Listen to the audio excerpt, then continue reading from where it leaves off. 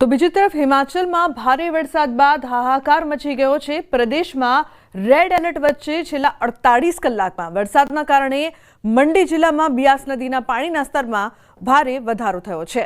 આ કારણે મંડી જિલ્લા હેઠળના પંડોહ ડેમના દરવાજા ખોલીને પાણી છોડવામાં આવી રહ્યું છે। પાણીમાં વધુ પડતું કાપ હોવાથી બગી ટનલમાં જતો પુરવઠો પણ બંધ થઈ ગયો છે, જેના કારણે વીજ ઉત્પાદન પણ બંધ થઈ ગયું છે। બિયાસ નદીમાં જે પણ પાણી આવી રહ્યું છે તે સીધું ડેમની આગળ બિયાસ નદીમાં છોડવામાં આવી રહ્યું છે। પાણીના પ્રવાહને ધ્યાનમાં રાખીને ડેમને ફ્લશ કરવાનું કામ પણ શરૂ કરવામાં આવ્યું છે।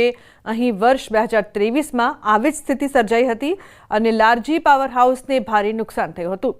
નદીની બીજી બાજુ લારજી પાવર હાઉસની ઇમારત સુધી પહોંચવા માટે બનાવવામાં આવેલ ઝૂલતો ફૂટબ્રિજ આજે બિયાસ નદીના મોજામાં ડૂબી ગયો છે। પાણીના સ્તરમાં વધારો થવાના કારણે પાણી પુલ સુધી પહોંચી ગયું, જેના કારણે આ પુલ તૂટી ગયો છે। તેનો લાઈવ વિડીયો પણ સામે આવ્યો છે। ચંદીગઢ મનાલી રાષ્ટ્રીય ધોરીમાર્ગ સંપૂર્ણપણે ટ્રાફિક માટે બંધ છે અને તેના કારણે ઘણા લોકો પણ ફસાયા હતા।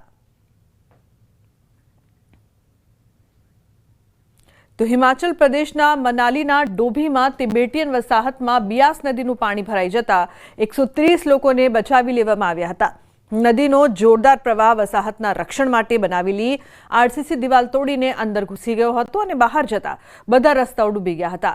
આ દરમિયાન લગભગ 130 લોકો વસાહતમાં ફસાયા હતા। પોલીસ બચાવ ટીમ ઘટના સ્થળે પહોંચી ગઈ હતી અને તાત્કાલિક બચાવ કાર્ય શરૂ કર્યું હતું। ટીમે બધા લોકોને સુરક્ષિત રીતે બહાર કાઢ્યા હતા અને નજીકના સલામત સ્થળે લઈ ગયા હતા।